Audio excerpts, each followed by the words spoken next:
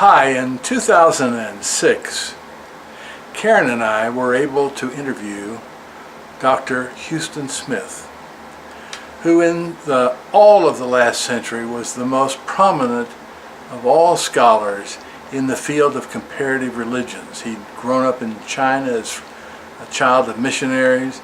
He lived with Buddhists, he lived with Hindus, he lived with, of course, Protestants and Catholics and Jews.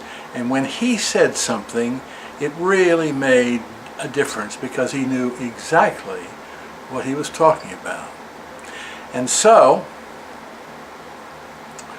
on this interview, he told us about something that had happened to him about 20 years before that, when he and Aldous Huxley were driving across the state of Massachusetts, going from one college presentation to another. And they were driving early in the evening, and as they were driving, it was kind of quiet for a second, and then Huxley said, "You know, Huston, after all my experiences and all my experiments and all the searching that I've done, I come to this point in my life realizing that I've only learned one thing." And Huston said, "What could that be?" And he said, "We just need to be kind to each other." Now, think about that for a second while I tell you a second story about when I had a chance to photograph Gopi Krishna in 1983 when he was in New York for a meeting with the Hopi Indians at the United Nations. We wrote about this in our book.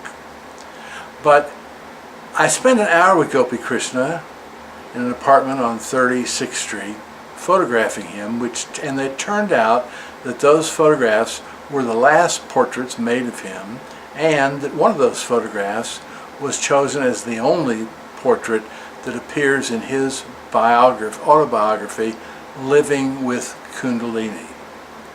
So I was prepared for a very interesting session, and I had only one question that I wanted him to answer for me, and it was this. I asked him, "Gopi Krishna, what do I need to do to become enlightened?" And he looked right back at me and he said, "Just this.